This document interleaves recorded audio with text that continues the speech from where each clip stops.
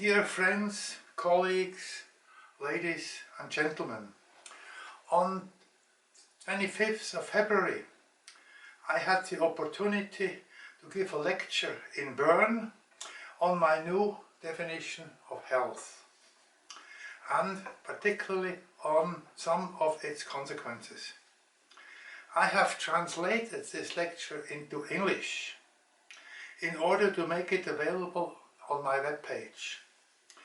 In the allotted time I could not go into so many details. Therefore I have concentrated on the essence of the matter. But many more details are available if you look around on my webpage. You find also all the original publications. One of the big problems in Switzerland are healthcare costs. You'll see in 1995 there were 37 billion per year, and they rose to 2015, then they were 78 billion per year. And this costs doubling within 20 years. This has certainly no future. Yet what needs to be done? So far nobody could truly do anything about it because politicians have tried many things but did not really lower healthcare costs. Another problem to look at the Swiss healthcare system is also quite interesting. It's a controversy between the healthcare personnel and the newspaper reports. They say the Swiss healthcare system is diseased. On the other hand, politicians say the Swiss healthcare system is one of the best in the world. Now, these two sayings are not really compatible. Who is right? But this question actually is wrong. The proper question would be, what is health? Because it concerns the healthcare system. And the answer now is the Meikirch model, a new definition of health, which also is a new paradigm for the healthcare system. Now, I'd like to quickly show you the organization of the lecture. First, I want to explain to you this Meikirch model. And then I want to go into details of one specific feature of it, namely that it is a complex adaptive system. And then I like to show you several consequences, but they are not experienced and researched as yet. And for this reason they are hypotheses. One for healthcare, one for health promotion, and one for the healthcare system. Finally, I will come to the conclusions. Let's start with the explanation of the Meikirch model. Let's start with the question, what is health and what is disease? The demands of life are decisive to answer this question. The man on the left-hand side says, I can fulfill these demands, I'm healthy. And the man on the right-hand side says, I cannot fulfill them, I am diseased. Therefore the question comes, what are these demands? And you see there are three types of demands. First, demands of the physical body. This is nutrition, fluids, clothing, housing, toilets, hygiene, vaccination, and so on. The next are psychosocial demands. We are not only persons, but we are also living in a society. So the first is that the personality has to evolve throughout life, and then we have to integrate into the society and we have to cooperate with the society. So these are very important demands. Finally, the demands of the environment. We need safe alimentation, without poisons, without bacteria. We need clean waters, we need pure air, and finally now everybody is concerned with climate warming. And you see, in summary, the demands for a healthy life are truly high. Now, how can we respond to these demands? We must have resources. And these resources, we call them potentials. Note, we need our resources not only now, but also in the future. And for this reason, we call them future. We need these potentials throughout the whole life. Now the first is the biologically given potential, which should help to respond to the demands of life. This potential is a gift at the time of birth. Everybody receives that when he is born, or she is born. Initially, it is determined by the genetic material and thereafter by the quality of the pregnancy. At the time of birth, this potential has a finite value that will reach zero at the time of death, and for this reason we can put it on a graph. You see on the left hand side birth and the potential, and it has this finite value, and at the time of death on the right hand side it is zero. I have drawn a curve because I assume that early in life all processes evolve more rapidly than later in life. The second potential is a personally acquired potential. This potential is that everybody has to work for. And you can see everybody has a responsibility for this potential. For instance, for the development of the personality, but also everything we have to learn in order to survive in a society or in a natural environment. And very important also, you see on the bottom, the responsibility of health is also part of the personally acquired potential. I give you now more details. The body, for instance, is part of the personally acquired potential.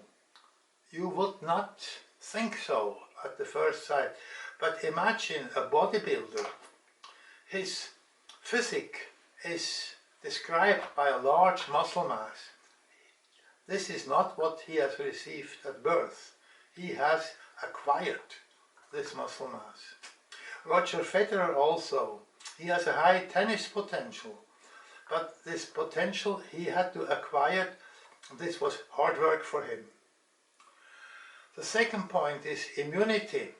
Obviously, immune reactions, this capacity to make these reactions is biologically given. But the immunity we have is personally acquired, for instance, through vaccination or infections that we have gone through. Then everything we have learned, bodily, psychological and social competencies, all of them are personally acquired. And imagine, part of this is also our attitude toward life, values, sense and purpose. And finally, nobody goes through life without acquiring at some time certain defects, and with which he or she has to come to terms with, particularly when suffering is part of it. I show now the time course of the personally acquired potential. You see, at the time of birth it is small, it's not zero, but then it goes rapidly up and slows down throughout life, because I assume also all these processes become more slow as we age.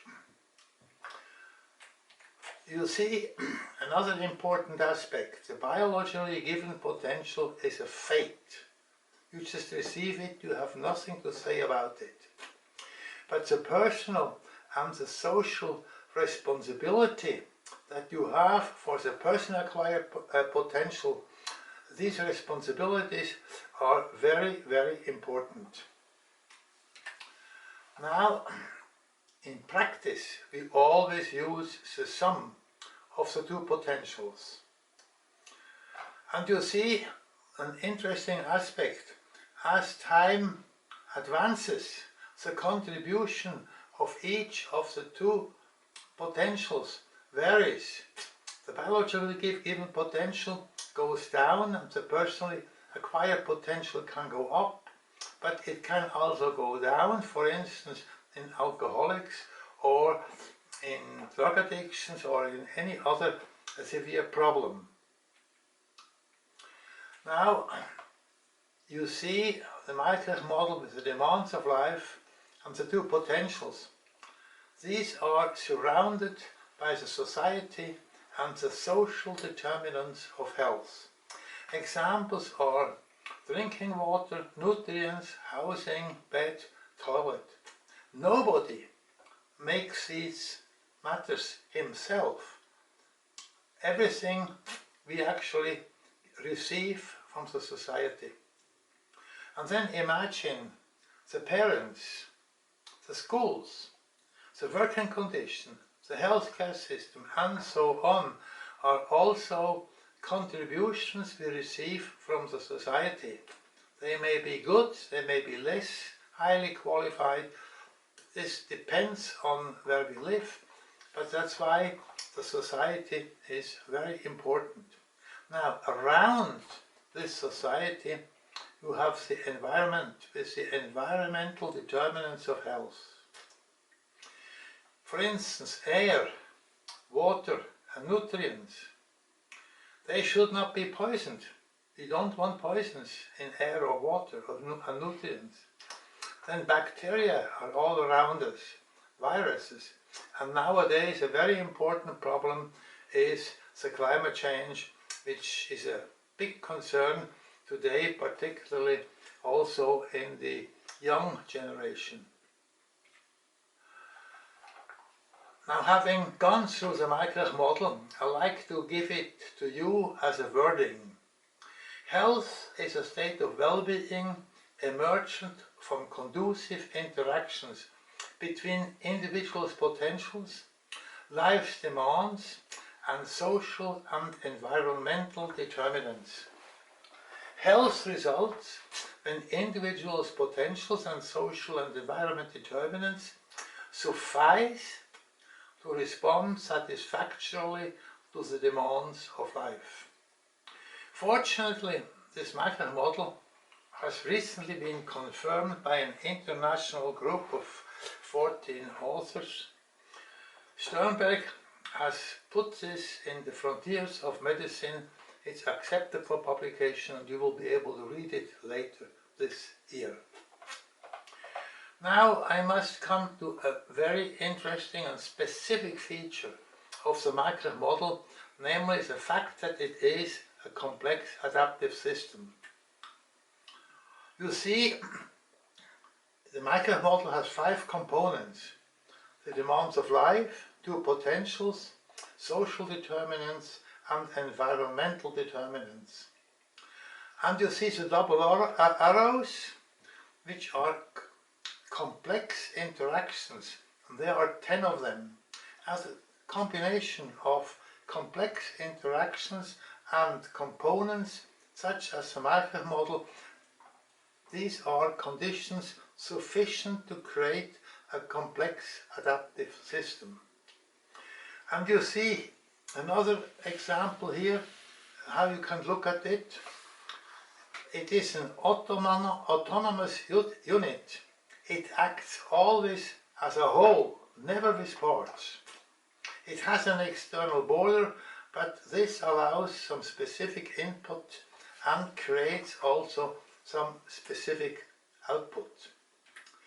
Inside of this complex system, There are various agents with different functions continuously interacting with each other. This is a continuous process. And then you find input and output. The input is material first, and also social and environmental resources. So it's a complex input. The output is called emergence because the activities of these different agents actually combine in such a way that they emerge outside to create something new, which is physical and psychosocial accomplishments. Now the last feature is the driver.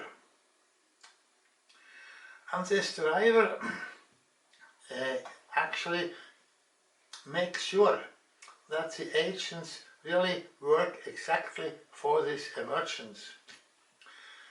The driver is difficult to explain, but it's personal and it includes the purpose in life, the objectives, the value, and so on, and certainly is different from person to person.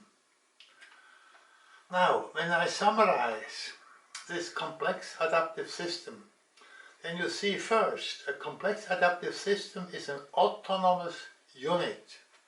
It acts always as a whole. Second, the driver comprises personal values, objectives, purpose, and resists all external influences. This is a very strong aspect of it. This driver is also independent and doesn't like to be manipulated. A human being evolves manifold throughout the whole life. We just must change to adapt to new situations. Yet, as a complex adaptive system, the human being always retains her or his own identity. This is very interesting. If you imagine how you have changed in the past and always retained your own identity. Finally, disturbance of this evolution, this is possible, and this occurs almost in every person, but when it is more important, then it can damage the function of the complex adaptive system and can lead to disease. Healthy evolution of a complex adaptive system is supported by a happy childhood, and happy and creative education, by literacy, psychotherapy, purpose in life, and many other aspects, just to name a few. And now I like to come to the hypothesis for healthcare, the first of the three features. What you see here on the left hand is that the biologically given potential actually is much heavier than the personally acquired potential. The balance is tilted to the left. In today's medical practice and research, the main weight lies on the biologically given potential, whereas the personally acquired potential tends to be neglected. Now, if a patient comes to a physician and there is a disease, it's clear. Every disease concerns the whole human being. Therefore, patient care always requires attention to both potentials. This is a very important statement. And you see, this imbalance prevents healthcare from realizing its full potential. This is a wrong austerity policy. A well-balanced care of both potential requires initial investment, yet better medicine ultimately will reduce costs. I'm coming to the next aspect, hypothesis for health promotion.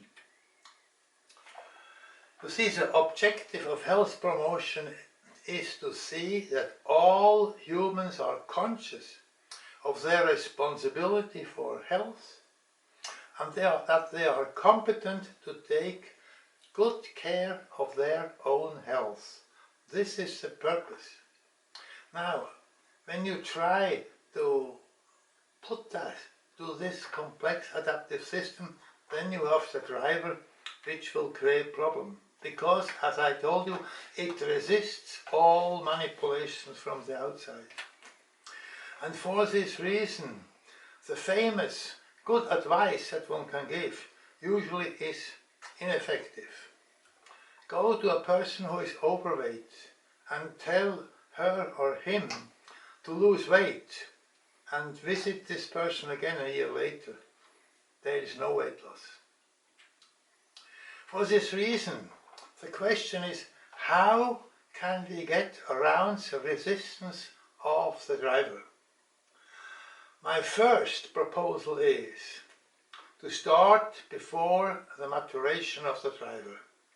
Number one, teaching about the Meikirch model must start early in primary school and must be continued throughout the whole life. In this way you can influence the driver. Second, you should try activity from within. That means support the evolution of the complex adaptive system. And that is what positive psychology is doing. This should be further supported.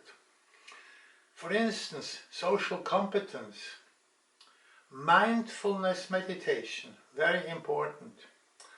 Non-violent communication. There are many techniques for positive psychology which can help to overcome difficulties from the driver and to open persons for new aspects such as the Meikirch model. Finally, what should be tried also is to establish a culture of health that includes personal responsibility for health. This would be an activity through collective groups. This is something one can try in many ways, and in this way I would foresee that health would be strongly supported. Finally, I come now to the hypothesis for the healthcare system. First of all, see again the patient-physician interaction. The purpose of this interaction is to find the best solution for the patient. And you must realize that in medical decision making there is also always a large framework of different possibilities, but the best solution must be found. And if you have incentives, they will just deteriorate decision because it will lead away from the best solution. Therefore, incentives are poisons for healthcare. Here is a more strong case of incentives. Private honoraria for physician in private hospitals. The physician obviously has a tendency to do what brings him the money. But if you think the best hospitals in the US, United States, the Mayo Clinic, has physicians that have a fixed salaries and no additional incomes. And the Mayo Clinic has received in the past years always the prize, the award for the best medical health care. Better than the hospitals, the Harvard and Johns Hopkins universities. And finally, the worst case. You see here the chief executive officer of a hospital who goes to the head of a service, of a department, and he says, at the end of the year I will need $1 million more from your department. And I know this is true, this happens. And this creates problems at the micro and macro level. Obviously, this physician and all the physicians in the department are now no longer free of incentives, because this is a strong incentive, because they want that the hospital survives. But then, if they achieve the goal at the end of the year, they have made 1 million more. But imagine this happens in all the departments.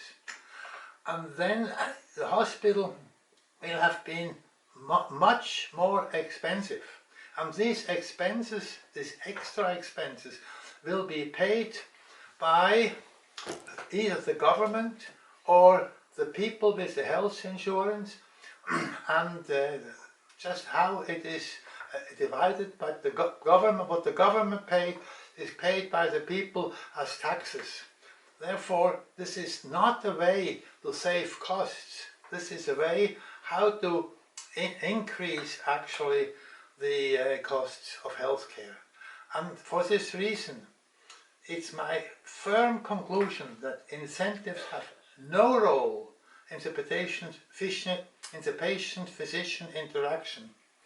Incentives damage the decision process, and this is something which is very important. I'm coming now to the complexity of the healthcare system.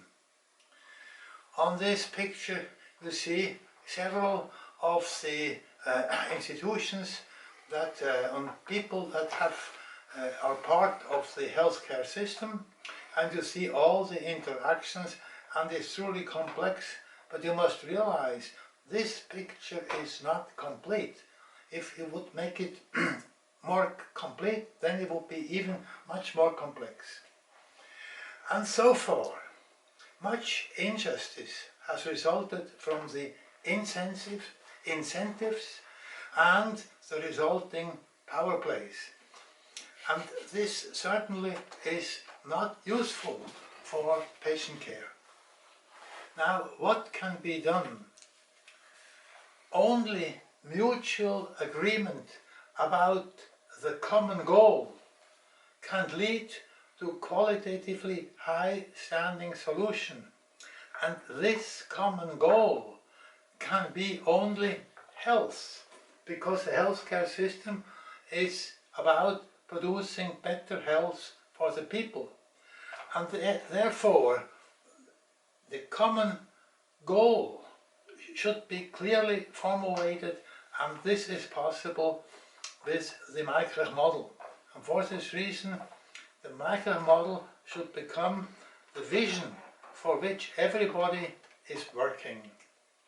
I'm now coming to the conclusions. First, cooperation among medicine, economy and politics has failed due to power struggles and has led to all sorts of problems. The Meikirch model states that somebody is healthy when he or she is able to manage the demands of life satisfactorily.